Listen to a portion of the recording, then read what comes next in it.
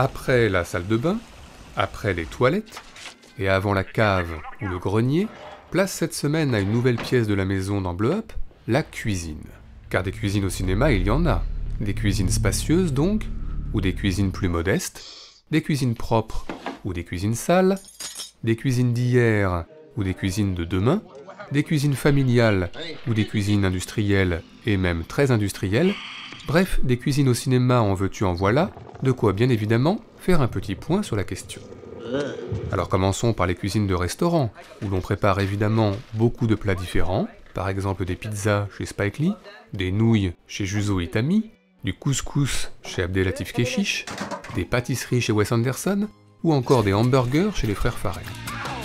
Le cinéma a également proposé son lot de serveurs, au masculin chez Claude Sauté, au féminin chez Martin Scorsese, mais il se trouve que le cinéma s'est surtout intéressé aux grands restaurants, et là on ne compte plus les acteurs chefs gastronomes, Gérard Depardieu en Vatel dans Vatel, Catherine Fro à l'Élysée dans Les Saveurs du Palais, une étamine, une pièce de tissu très fin, pour chemiser ma passoire. Sans oublier Catherine Zeta-Jones dans Le Goût de la vie, ou Michael Youn sous le regard de Jean Reno dans Comme un chef, et enfin bien sûr Ratatouille dans Ratatouille. À part ça, les cuisines de restaurants ont souvent servi de décor à des scènes plutôt spectaculaires, le cache-cache final dans le Jurassic Park de Steven Spielberg, la fusillade dans le Nikita de Luc Besson, sans oublier l'affrontement entre Jean-Pierre Cassel et Jean Rochefort dans la Grande Cuisine, et la gigantesque partie de tarte à la crème dans la Grande Course autour du monde. Enfin, sur un mode plus dramatique, n'oublions pas qu'un célèbre homme politique américain, Robert Kennedy, a trouvé la mort dans une cuisine de grand hôtel, ce que raconte Emilio Estevez dans Bobby, ou plus brièvement Robert Zemeckis dans Forrest Gump.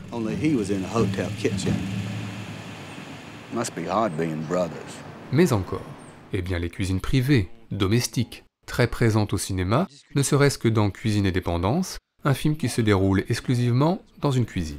Moralité, je me suis bourré de pistaches comme un con. Le plus souvent, la cuisine sert au cinéma à illustrer le train-train quotidien, celui d'une personne seule comme la Jeanne Dillman de Chantal Akerman, ou celui du couple Trintignant-Riva dans Amour de Michael Haneke, un décor quotidien dans lequel certains cinéastes se sont amusés à y plonger des héros a priori peu habitués à une telle banalité, par exemple le détective Elliot Gould dans Le Privé de Robert Altman, ou encore Keanu Reeves dans Matrix.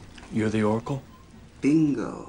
Sinon, autre cliché de la cuisine, l'unité et le bonheur familial, un cliché que s'amuse à détourner Kevin Spacey dans American Beauty, ou encore plus explicite, dans La colline à des yeux d'Alexandre Aja, avec cette image d'archives surannée en ouverture, bientôt balayée par une explosion nucléaire. Mais quoi d'autre? Eh bien de nombreux drames se nouent dans une cuisine au cinéma, on s'y fait avorter dans Une affaire de femme de Claude Chabrol, on y fait son deuil à la fin de Voyage au bout de l'enfer de Michael Cimino, et on y apprend la mort de 3 de ses enfants, partis au front, dans Il faut sauver le soldat Ryan. Enfin plus joyeux, la cuisine est évidemment au cinéma un lieu de séduction, ce sont les échanges de regards entre Meryl Streep et Clint Eastwood dans Sur la route de Madison, ce sont les baisers de Leonardo DiCaprio et Kate Winslet dans Les Noces rebelles, et puis le déchaînement des passions, à même le sol dans Innocent de Bernardo Bertolucci, debout dans Jackie Brown de Tarantino, sur la table dans La Grande Bouffe, ou dans Le Facteur sonne toujours 2 fois, et même tout seul, avec une tarte, dans American Pie. Bref, si on ajoute le combat au corps à corps dans la cuisine du Rideau déchiré, et le combat à distance dans la cuisine de Carrie, si on ajoute la cuisine de l'appartement témoin du 4e Indiana Jones, et les mannequins de la cuisine de Zabriskie Point, mais aussi l'évier que débouche Jennifer Jones dans La folle ingénue, et l'évier tueur de Ghost Shark, sans oublier le four à micro-ondes de Gremlins, et celui d'American Bluff, et puis le frigidaire de Seul dans la nuit, et celui d'E.T., on peut dire que la cuisine est au cinéma vraiment partout, et notamment dans la maison des Harpel dans Mon oncle de Jacques Tati, ce qui nous a donné des envies de classement. Bon, alors... C'est donc parti pour notre traditionnel top 5 subjectif, celui de nos meilleures scènes liées de près ou de loin à la cuisine au cinéma. Notre numéro 5, commençons par Martin Scorsese, puisque la cuisine tient un rôle essentiel dans ses films. Il montre sa mère Catherine au fourneau dans le documentaire Italian American, et son père Charles aussi au fourneau dans Les Affranchis. Il y a également Rosanna Arquette, son thé et pas grand-chose d'autre dans New York Stories, mais il y a surtout l'entrée en boîte de nuit par les cuisines de Ray Liotta et Lorraine Bracco dans Les Affranchis, le tout en plan séquence.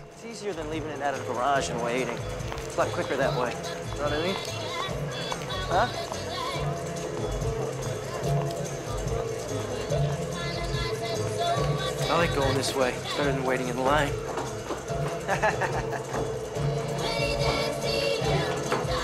How you doing?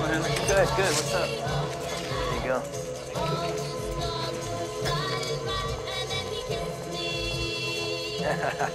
How you doing, Gino? Hey, how are you? Good, good.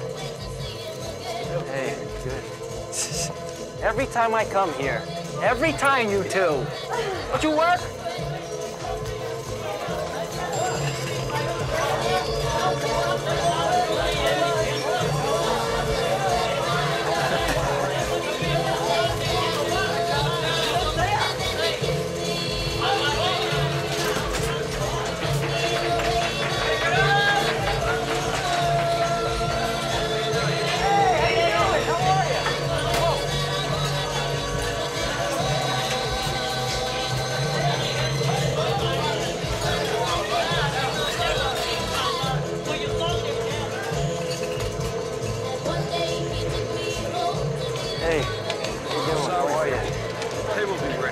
Notre numéro 4, une jolie scène dans le méconnu à bout de course de Sidney Lumet. Pas toujours très folichon de débarrasser la table et faire la vaisselle, sauf quand la radio a la bonne idée de programmer le cultissime Fire and Rain de James Taylor.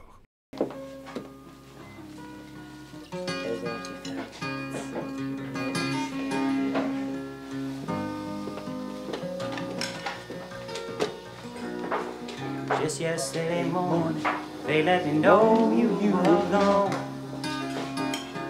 Suzanne, the plans they made were empty. I walked out this morning and I wrote down this song. I just can't remember who to send it to. I've seen fire and I've seen rain. I've seen sunny days that I thought would never end. I've seen lonely times when I could not find You sure a this is the friend. Phillips kid? They didn't switch you with the hospital or But anything, did I they? always thought that I'd see you again.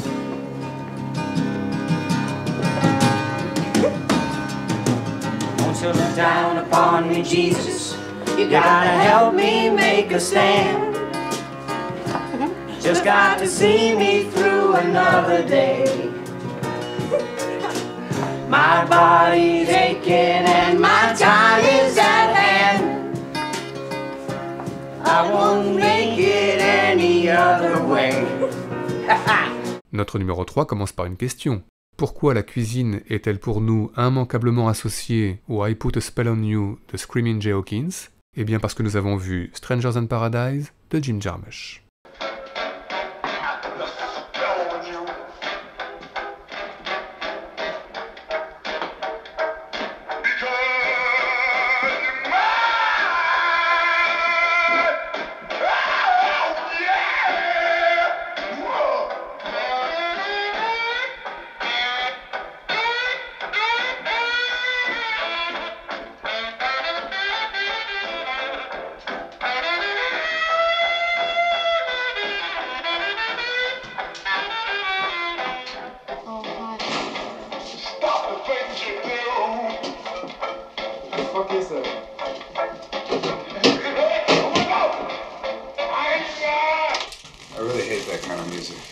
Notre numéro 2, pas tous les jours que nous citons le cinéma de Georges Lautner dans Blow Up, mais en même temps sur une thématique comme la cuisine, difficile de passer à côté de cette fameuse scène des tontons flingueurs.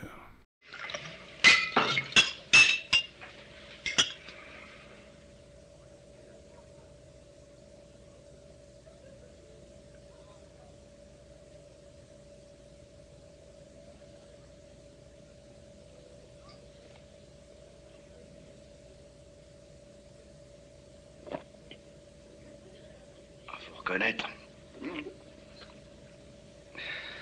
C'est du brutal. Vous avez raison. Il est curieux, hein?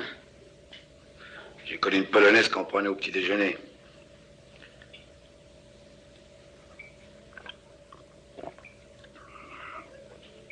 Faut quand même admettre que c'est plutôt une boisson d'homme.